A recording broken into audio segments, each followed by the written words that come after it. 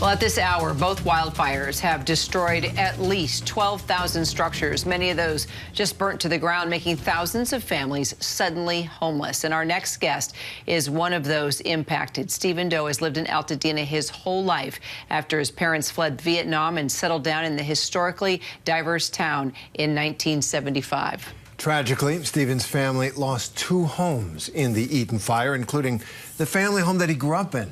So now he's trying to get them back on their feet and doing everything he can to keep his immigrant family together. Altadena resident Stephen Doe joins us now, and we're very grateful to you, Stephen. We're sorry for this blow, but it sounds like you've got big goals, and that's what we want to talk to you about. First, tell us about that home. I can't imagine losing the home you grew up in. That you had to leave at a moment's notice. What was it like escaping? Tell us about that place. Oh yeah, so we started there like in 1980. We ended up there with my parents purchasing the home from the wonderful family, the Bermleys, that sponsored us, and we really set our roots down in this city and made it a new home. You know, they spent most of their lives here in Altadena as opposed to Vietnam when we left, and yeah, and that night, you know, like watching the fire from my window of my home and my phone losing signal, and just, you know, it wasn't evacuation orders yet, but like I was blind and in the dark with no power, and went down to my parents' house, which is a half-mile away. You know, we were able to stay close and just said, like, you know, we can't be here. We're not going to go to sleep here and wake up with a fire around us. And luckily, we had a lot of family and friends that reached out to us, seeing it on the news, and gave us a place to stay. And you know, we woke up the next morning. You know, the footage there shows what we saw, trying to get back up to our home to see if there's anything we could do to stop it. But yeah, at that point, there was no point in going up any further. That's like 3 blocks from our home there, and it just seemed too much of a risk. Yeah, of course. I know, and I see that you're getting emotional.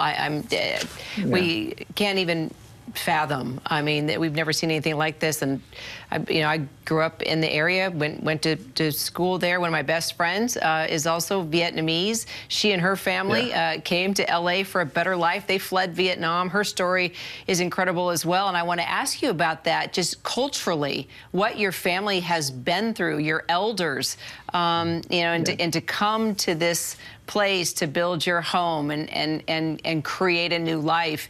What have those family conversations been like, talking about why you came here, the devastation that you left behind in Vietnam, and now going through this fire, and not just losing 1 home, but 2?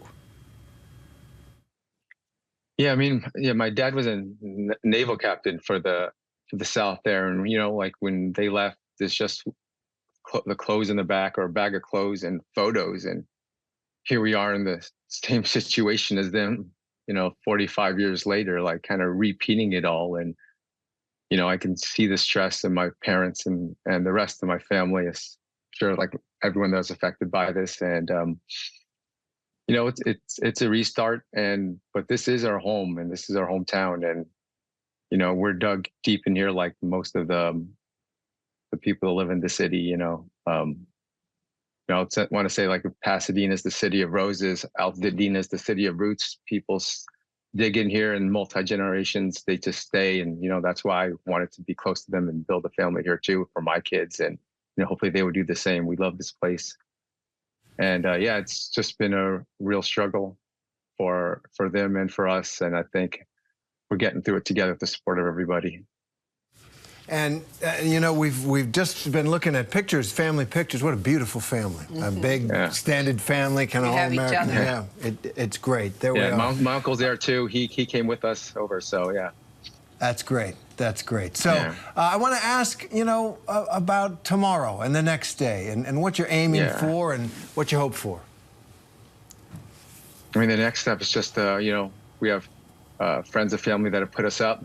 You know, some went home to their folks so they can give us their home, and very gracious of that. And others let us into their home with their kids. And we're trying to find a place where we can kind of finally settle in and figure out what's going to happen for the next year. And I think it's just getting a place of our own that we going to be in for the next year or two, or however long this is going to take to build back our home and the whole town to really feel normal again. And so we'll start with just finding a place. And I'm sure, like everybody, that's the biggest struggle right now.